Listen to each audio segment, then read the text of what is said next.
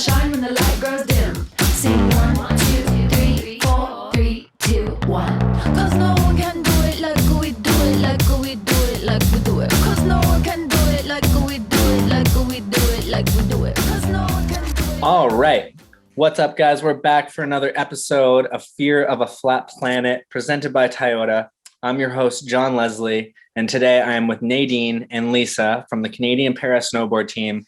Ladies, how are you today? Fabulous. How are you? Yeah, great. Thank you. Excellent. Awesome. Good to see you again. Yes, it's great to see you guys Always too. good. I always enjoy getting to talk with the members of the Para team because we've got our own little family kind of going on the side. Oh, yeah. Right? Oh, So yeah. where are you guys today? I know we were like doing a little bit of messaging in the Facebook group. Is there a time difference between you two right now? No, we're on the same time zone. Okay. So I'm in Calgary. Calgary and Edmonton for you, Lisa? Yeah, just outside of Edmonton. Nice. Cool. So what did you guys get up to today? How was the weather where you guys were? It was nice here. Outside most of the day. Found some cool trails to hike around a lake.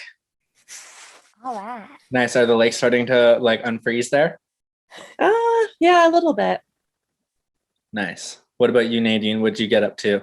I actually went to wind sport this morning for a few hours. It was super nice. I thought it was going to be really busy with spring break, but it was not, surprisingly. So Nice. it was fun. Worked on some jumps. Had to get some confidence back. I was a little bit sore after the last camp, not gonna lie. Weren't we all? Yes. Right? Yeah, totally.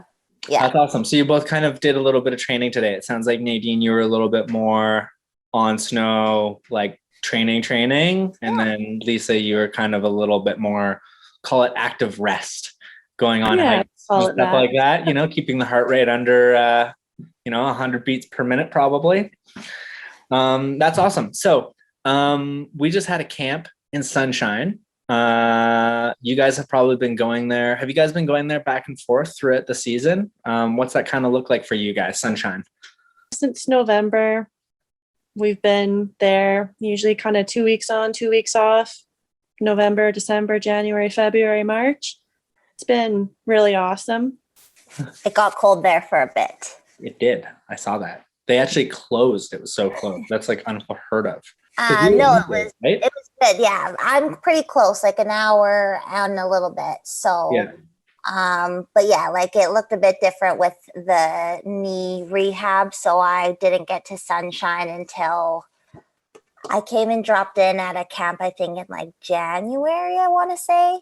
Yeah. And then this last camp, that was my first camp back, kind of like officially. But yeah, Nice. been out there a few times since, so it's good. I love Sunshine. It's one of my favorite mountains. And for us Alberta gals, it's so nice not to have to fly. Yeah. Bring a carload of stuff. Oh yeah, Yep. overpack for sure. That's awesome. No excess baggage fees.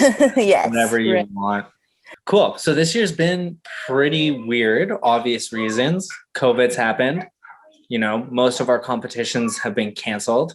How have you guys kind of adapted? Because I feel like both have sort of adapted in different ways. For our listeners and viewers, Nadine was injured this year, so she was kind of coming back from that. And Lisa, you were full on ready to go. So maybe we'll start with you again, Lisa. Like how did you adapt to COVID this year? For me, it was pretty unique just getting named onto the next gen team right when all this fun COVID stuff hit. And I was really looking forward to getting into the competition, which didn't happen. So I just kind of had to have the mind frame of just all of this practice. I'm just going to be that much better when I finally get to make my debut into competition, and learning as much as I can from these camps. Just watching myself improve and not thinking about competition at this point has made it easier to not get frustrated with all the competitions that have been canceled. Just going camp by camp and enjoying being out there with friends and shredding. I feel really fortunate that we are able to do that when a lot of the general public can't. So it's pretty easy to be thankful with what we get to do. So Nadine, you were injured this year. Yes. So did you maybe think, this is just my question, did it kind of maybe take some of the pressure off not having the competitions and everything? And did it make your road to recovery a lot easier? Maybe dive into that. How was recovering through COVID? Yeah, so I had surgery in June, so COVID was pretty fresh still. So that was kind of a weird experience, like going into the hospital with that and everything.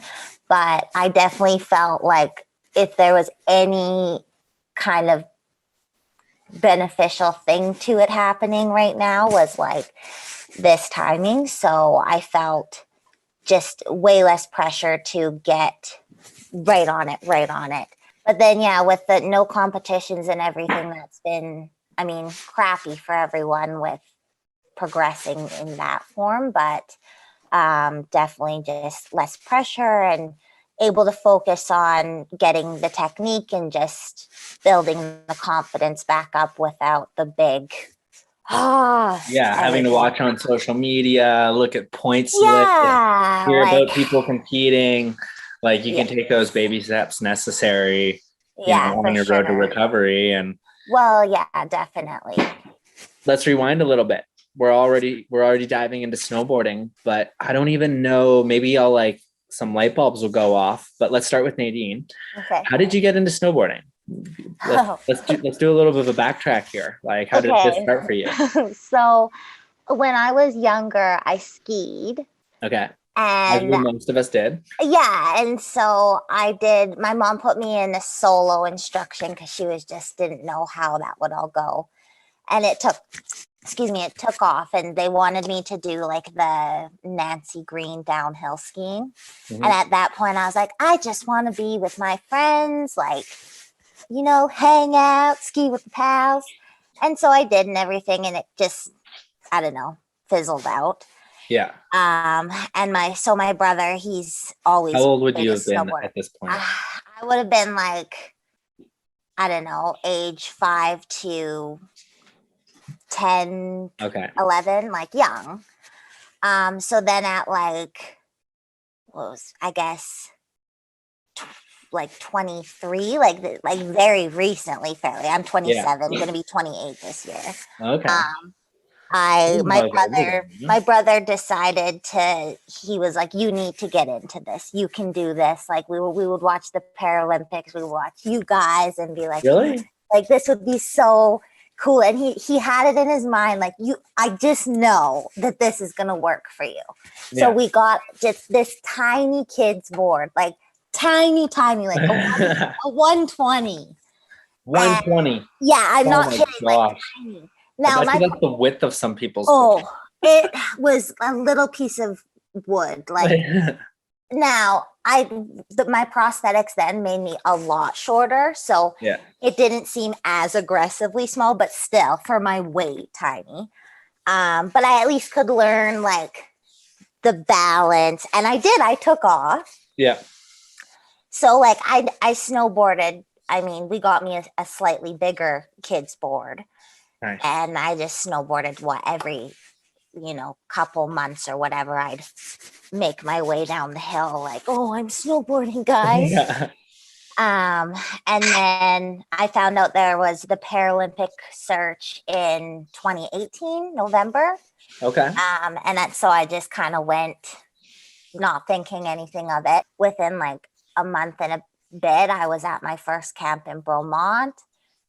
And then it was all just crazy uphill and then injury, but still very cool experiences and kind of back on an uphill now. Still in the chat group. We didn't take you out of the chat group yet. Yeah, exactly. Like cheering everyone on still from there. So it's been really, really cool. That is awesome. Yeah. Cool. We'll just get our viewers up to date because they may not know what your disability is, and you can share as much or as little about that as you feel comfortable. But if I was someone listening, I'd want to know like how you lost your legs and arm, what you're missing, and then maybe like how you adapt that to snowboarding. Okay, yeah. So I was born, I had like clubbed feet, I guess, and like the bones were shortened and missing like a shin bone in each leg. I honestly forget which bone at this point. For the tibia thing. Yeah, exactly. So, and then like my arm at the elbow and my hand, 3 fingers. So my parents opted for amputation like right as soon as I could, just for better mobility, or otherwise I probably would have been in a wheelchair. So, yeah. It's the same as like when you talk to Tyler, like after he smashed his legs in the skydive incident, like I've seen so many people try and save a limb. Yeah. I mean, you can't. I would agree with your parents on that call. Like, get it done right then and there. Well, and especially for like missing the arm too, is like that's just gonna be lovely to be in a wheelchair. Like it'd be an electric wheelchair. Anyways, cool. It'd be cool, but whatever. Yeah. So I learned to walk on prosthetics, and like I played soccer growing up and everything. I didn't actually wear like feet until I was going into grade 10. So I would have been like, what, 15? Yeah, 16, something like that. Yeah. I wore like, basically they were like hooves, like just like big, like circle boots. Yeah, like an elephant prosthetic? Exactly, the elephant prosthetic. I just, hated my feet. I had a set of feet, but would only wear them for like skating and skiing and like that kind of stuff. Yeah. But for soccer and everything, I wore the booties, I would call them. And then started wearing feet because, shoes came into fashion at that age and wanted to be cool and fit in more. So why not adjust your height a bit too? Yeah, exactly. A boyfriend at the time, Yeah, you never know, right? So,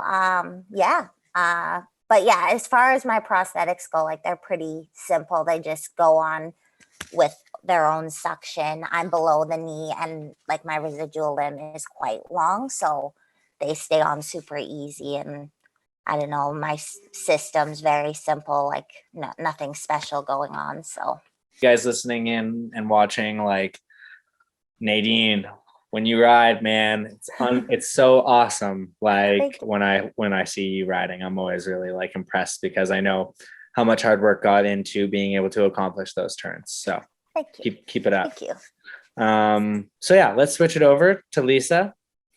Let's rewind a little, I guess, on the questions. Snowboarding. How did you get into snowboarding? So maybe if you don't mind sharing, how old are you? Like, what's your age? 31. 31. Okay, cool. And when did you get into snowboarding? Like Nadine, I started skiing first. I started skiing at 3, and around 10 or 11, skiing just wasn't cool anymore. So I had to switch over to snowboarding. Was it ever cool? No. I also got into skiing first. So I'm in the same boat as we're all in the same boat. Snowboarding wasn't a big thing when I started at my little hill in Saskatchewan. I rented a snowboard, and they only made one my size at the hill. Yeah. So I always had to make sure I was there to rent the little snowboard because there was only one. Oh, small town ski hills. They're the best. Yeah. Oh, yeah. Yeah. So I started snowboarding and I did some lessons, but there was only a T-bar. So that was terrifying, learning how to go up on a T-bar on a snowboard. Yeah. But I didn't really look back from there. I loved it, and it was great. So you would have snowboarded then through most of like high school? Yeah. When I was in high school, I did my level 1 Cassie instructor's course and taught at my local hill, the little kids. Cool. Yeah. Awesome. So you're a shredder. And then how did you hear about the Paralympics, or Greg, or was it Kim? How did all that transpire? It was randomly through Facebook. I saw Michelle Salt and Amy Purdy. It just randomly popped up, and I didn't even know it was a thing. And then I started researching it, and I'm like, oh, I qualify for this. And then I reached out to Canada Snowboard a couple days after I saw the Just stuff on like Facebook. info at canadasnowboard.com or something? Yeah. Like, Yeah, that was it. seriously. Yeah. Wow. That's insane. That's so Crazy. cool. So you have a family. Yes. Yeah. How many kids do you have? I have 2 girls. I have a 5-year-old and a 3-year-old. Nice. And you have a partner as well? Yes. Yeah. I have a man child as well. Nice. Perfect. So 3 children. Yes. Boy pretty and 2 much. girls. Amazing. Yeah.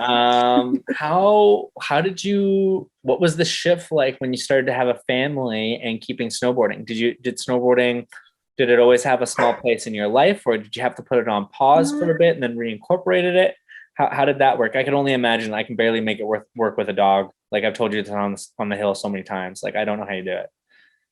Yeah, it actually got easier with kids. It was always a part of my life. I went to college in Calgary and we do weekend mountain trips. And then I moved to Edmonton with my job and I would just kind of snowboard here and there when I could. I was really busy when I was still working. I kind of traveled all over the world. So I didn't have a whole lot of time. So when I settled down to have a Traveling all over the family. world. Pardon? What were you doing? You were traveling all over the world? Yeah, I was a petroleum engineering technologist. And they'd send me to Dubai and France. And yeah, I got to do a lot of traveling. Damn. So it was like my first time going to Dubai. You're like, oh, I'll tell you guys where the best restaurants are. Like, okay, that's so cool. Fun fact. Yeah. So once I settled down with the family, it actually kind of made more time because I stay home with the girls. So it's left more time to snowboard with childcare and whatnot. Was like Rabbit Mountain like your local hill? Like, what was your local ski hill at the time? Yeah, we have 3 in this area. We have Rabbit Hill, Snow Valley, and Sunridge. Okay. So yeah, Rabbit Hill is kind of the best one in the area. It's the biggest. Nice. Yeah, I've heard it's pretty big. It's pretty good for a hill. That's hey man, I think it's awesome when a city has like that much access to Oh yeah. hills, especially for the next generation of skiers and snowboarders. It's huge. Yeah. Fill us in too. Same questions as Nadine. So I know that you're missing your leg. If you don't mind, you can fill us in with as much or as little as that story as possible. And then maybe like any sort of major adaptations that you make to snowboarding. So yeah, I was born with a foot on my left leg, but I was missing growth plates and an ankle joint. So they were basically like, we can either do bone lengthening and you would never be able to run or play any sports, or we can just amputate the foot. So it was a pretty easy decision that apparently I made at 3 years old. I'm sure with my parents as well. So we amputated and yeah, haven't looked back from there. Been able to do pretty much everything except for ballet. My parents put me in ballet when I was 5 as a mean joke and yeah, couldn't really point my toe. Anything else? Yeah, anything else. Cool. All right. So we've kind of dived into your guys' background. We've got everybody caught up with disabilities where, everything's out on the board now. How about you guys walk us through? We'll use opposite scenarios from today for each of you guys. So Lisa, I want you to tell me what your stereotypical recovery looks like after a heavy day of training, like when we've put on like 2 hours of snowmobile laps at sunshine, you've been in the sun, you've barely been able to keep yourself hydrated, you're at the hotel, but do you do a recovery? And if you do, what does it look like? 100%. The first thing I do is grab some food and then go soak in a hot bath, as hot as I can make it. I'm on the same page. The cold tub routine, I think, is BS, man. Hot tubs, they feel better. And what feels better is supposed to work better. Yeah. So I'll do that. And then I tell myself I'm going to stretch after. But every time I usually have a 15-minute power nap first after the hot bath. And then I go away from your kids when you're at training camp. So power naps are not a thing maybe normally? Never. It's like a vacation. Yeah. Cool. Well, I mean, that kind of hits a second question. And since we're already like talking about it, how do you find the support, you know, from Canada Snowboard? And since you already mentioned it, let's talk about Jeremy specifically. You know, do Yeah. you feel like he's helped you with his programs? You know, he's got a pretty, I'd say, not unique look on fitness, but he's very chill. And I find his programs always are very beneficial. But like, walk me through what you go through. How you feel? I'm blown away by the support for sure. And yeah, Jeremy has a very different approach than a lot of trainers that I've had in the past. And I wasn't sure how the chill approach would work because I'm kind of used to having more boot camp style programs where you can't move the next day. And I thought that was good, but taking the time to give it a chance and go through it, I'm finding it so beneficial, and I'm enjoying the exercises every day. I look forward to them, where the other ones, it's like, you don't want to do it. You just got to get through it. And you think you're getting stronger, but this one feels way more sustainable. And yeah, he puts together exercises you actually want to do in a really reasonable and achievable program. And he's just so knowledgeable where there are body weaknesses on the exercises you can do to target them.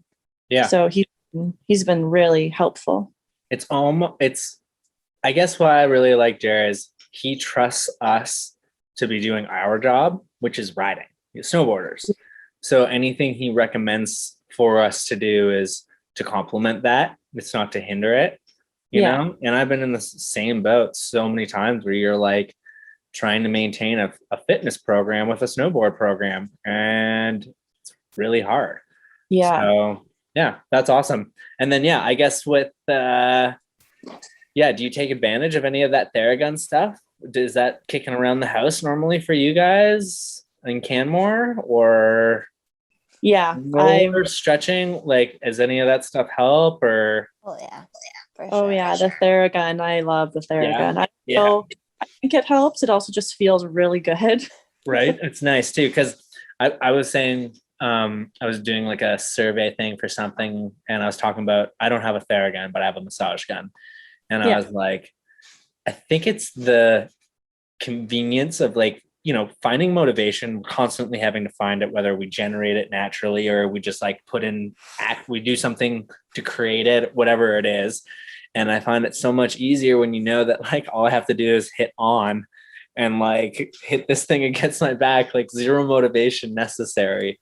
So yeah, recovery. Yeah, it's really good to hear that you use it to capitalize on your riding. All right, Nadine, we're gonna go over to you now. All right. Same style of scenario. Question. No, different scenario. Oh. Okay, so you've just had an active rest day. So you've just been like, you've got a dog, you've taken out your dog, you're hanging out with your boyfriend. Boyfriend, right? Not husband? Not husband. Okay, We're good. not there yet. Yeah. All right, you're hanging out with your boyfriend, you're going for a dog walk, you know, recovery. Would you call that enough? Would you do a little bit more in a day normally? What's a recovery after a pretty mellow day look like for you? So I do dog park twice a day. So I'm walking like 2 to 3 hours a day. And then I try and do my physio at least like 3 times a week.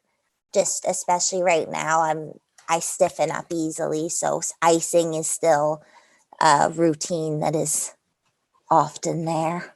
I hate icing so much, but it helps. And then I also have it's not a Theragun, but a massage gun. So that's something that gets put to use. And so I take it pretty, I guess, mellow on days off. But just try and keep moving is the biggest thing for me. As soon as I'm too stationary, I stiffen up and die. So yeah, I guess those dog park days, like if we take into account like that you hit jumps all day today, I've been there, I've hit jumps all day. It's pretty much like doing the biggest squat day ever.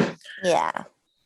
That's basically all you can do is walk the dog, and you're kind of thankful that you at least have that, because you're like, man, if I didn't walk the dog today, no blood would have gone to my legs for sure. Yeah. Like, well, and even then when I sit down after, I go to get up and I'm like, oh, my body.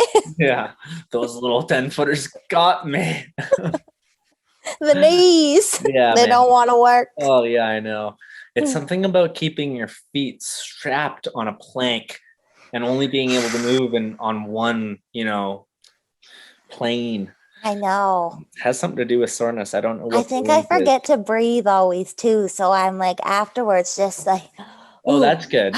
Breathing actually really helps with most exercise. Yeah, I know. I'm learning to become a personal trainer, and it took having to read a lecture to find out that, yeah, it's a constant struggle. We're working on it. I know, right?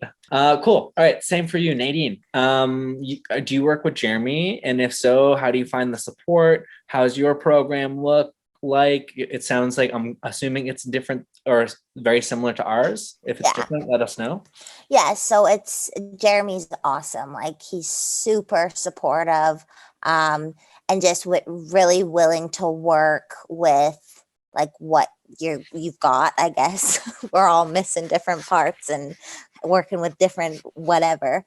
So he's really just good about, like, I don't know, no pressure, but also holding accountability and making you, I don't know, feel like this is something you can always do. It's never, here's this huge load of activities I want you to do and do them this way. Like, it's like, hey, how about this? Let's try this. And then we'll go from there and build on that. So, everything's pretty similar. Like, cat and cow is the big one, stretching and just the mobility, Eagles, getting everything scorpions. loosened. Yeah, like just keeping her loosey-goosey and attainable.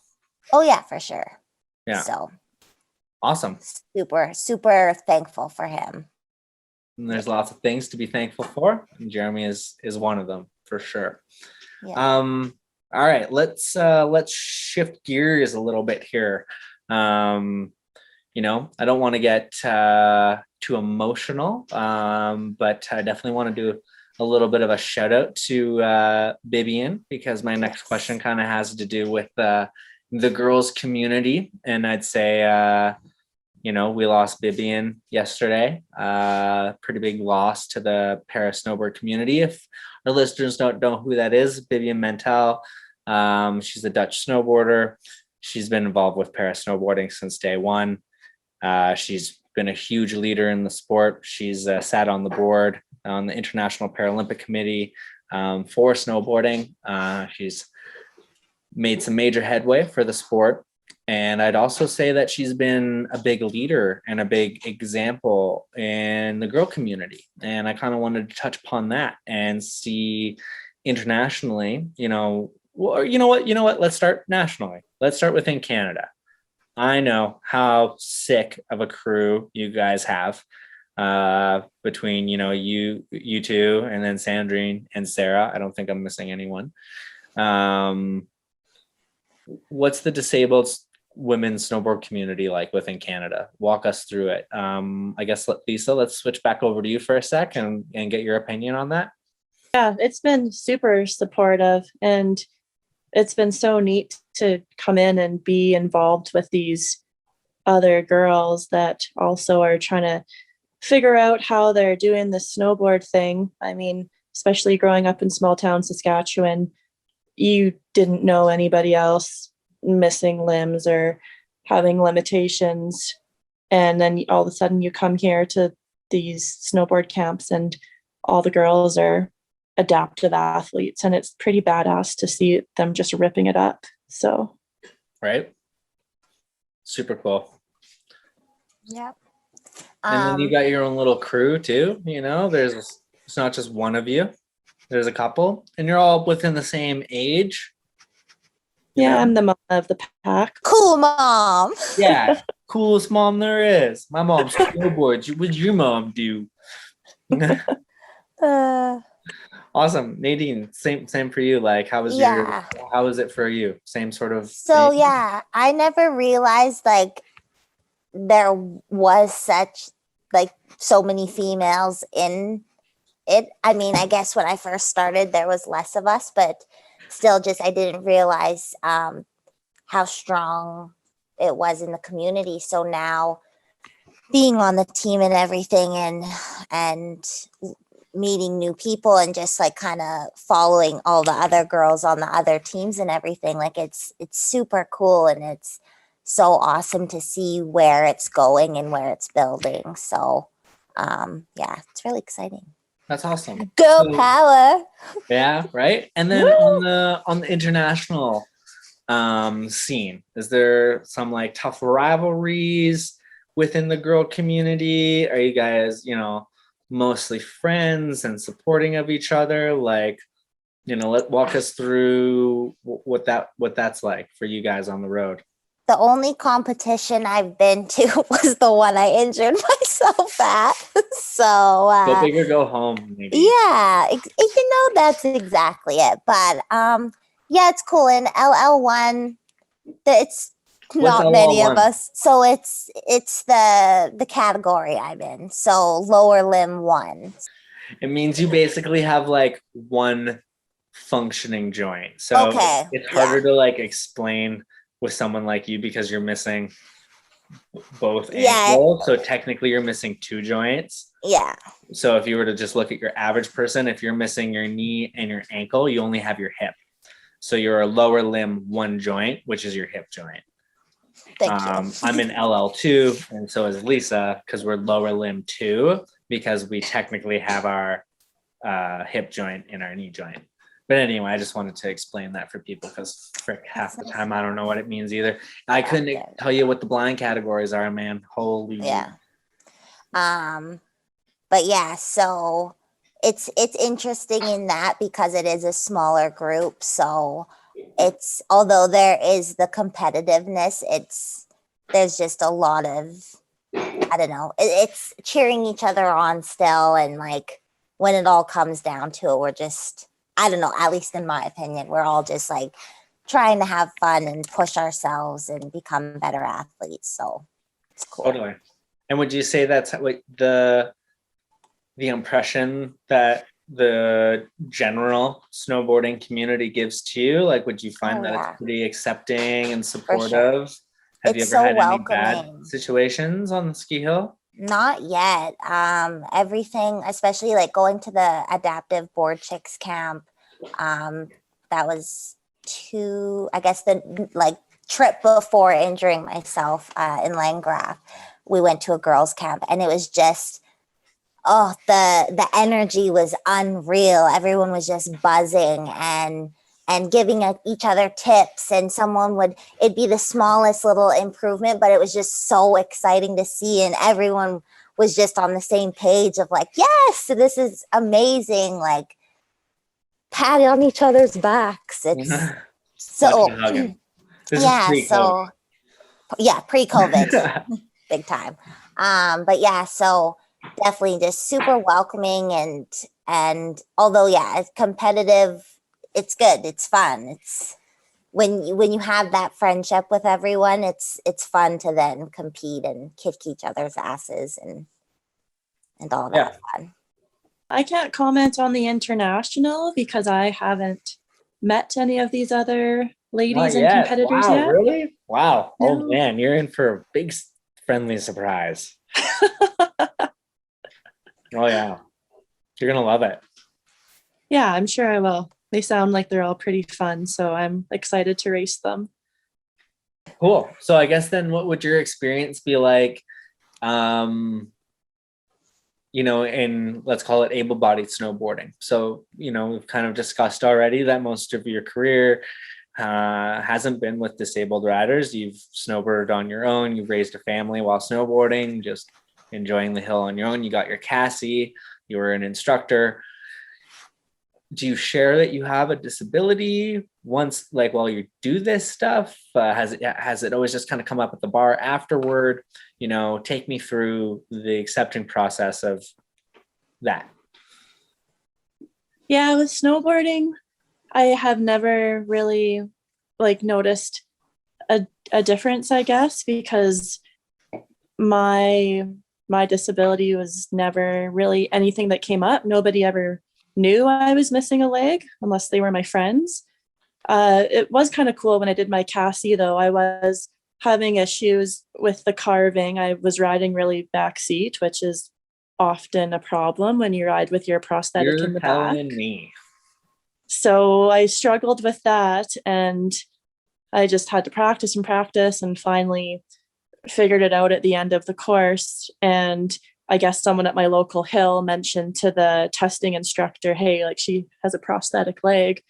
And it was kind of neat when he awarded me my pass or whatever. And he was just like, it's really cool that you had this prosthetic leg and you didn't try and use it as I can't do this, because he's like, it was pretty badass. So it felt good to hear that from him. That's good. And that's a great attitude. I think that's why we all get along so well on the team right now, you know. And it's not like a hardship. I'd say the reality is it's a gravity-fed sport. We're always struggling to figure out ways to be the most competitive amongst our peers. And dude, when you can use gravity and a chairlift and it's all attached to the same thing, like, yeah, you're gonna go a little backseat, but I can straighten it out. Like, one needs to know. So I respect. I have a lot. That's really cool. Let's go through favorite memory on the team so far. Lisa, since we've got you. Probably the freakiest memory was my first trip with the team last year, when I was still just kind of a groupie following them around in Bromont. We got to stay in this creepy old haunted house where Sarah got possessed and was hopping one-legged into Sandrine's room, and I could just hear her going down the hall, and I didn't know these girls very well yet. It was like 3 a.m. I was like, what is going on here? Oh my goodness. And so like this became probably the joke. Yes. Oh yeah. Of the weekend. Yeah. Oh yeah. And that we still created talk good about it. bonding opportunities, perhaps. Nadine, how about you? Is it the same story or so many? I wasn't there for that. I wasn't there for that. I wasn't there for that either. I feel like I was, because I was heard about it so many times. I've heard about this possession. So good. I wouldn't be surprised if Sarah was cool. There's so many good times. Right? We are a bit of just like a party. But I don't know. Highlight, like, the thing that first popped into mind was just like the accommodations in Landgraf and Dubai were both like pretty similar, where it's like a single bed and a single bed. Yeah. And so Sarah and I, pre-COVID, were always roomies. And it doesn't matter. Every trip, we went to Landgraf twice because of the girls' trip and then the competition there. And we had gone to Dubai like, a month before the girls' trip. And these beds, like, it didn't matter. They would end up together and we would just wake up like face to face, like, good morning. Like, didn't matter. And then the bathrooms are the glass. So then, you've not only slept on each other, but then you're like taking a pee while the other's showering, just like staring into each other's eyes. Yeah, like, let's use the same door. Oh, same door, slide, like coming in, Yeah. I'm looking away. Oh, amazing, guys. Cool. So what does the future hold for you guys? Nadine, we kind of got you going on a roll right now. Where do you see yourself, a little over a year from now? Just out of the Olympics, let's say you've competed. What does that situation look like for you? Let's not put like a medal or anything into it. Yeah. How are you feeling? Where are you? What's going on? Probably just progressing more. Hopefully still wanting to snowboard and everything. Are you going to go on a vacation? Once COVID lifts, I am going away. I have flight credits. Yeah. Well, I need. You're going to have a party. Probably, maybe get another dog. I don't know. Probably eventually have a child, but who knows? It's going to be a bit of a relief off your shoulders then, I guess. Yeah. Yeah, for sure. Well, just I don't know. Yeah, Well, big so you're change. looking forward to the next year. Yeah, You know that it comes with a lot of sacrifice, for a sure. lot of like time. But yeah, sounds like it's all going to be worth it in the end. Yeah, I'm excited. Awesome. Lisa, how about you? There's a few more factors at play, definitely compared to my life in terms of kids, partners, Paralympics, training with a bunch of hooligans. You know, what's the future look like for you? Anything crazy coming up? Is it anyone's birthday? You know, you're training for the games. No, I'm lucky with both my girls. They have summertime birthdays, so I should be around for those. And I'm just really looking forward to getting on some races now that I'm actually on the team and competing. It's going to be really great. Right? See where you stack up against the competition. Exactly. Yeah. Awesome. Cool. So what does the summer post games look like for you? You know, are you taking some time with your family, maybe a little summer vacay? What Yeah, I would say what does that for look sure like? having a bunch of family time and doing some hopefully big family trips if everything's good. Nice. Awesome. Well, hey, I super appreciate your guys' time. Thank you so much for being a part of the podcast.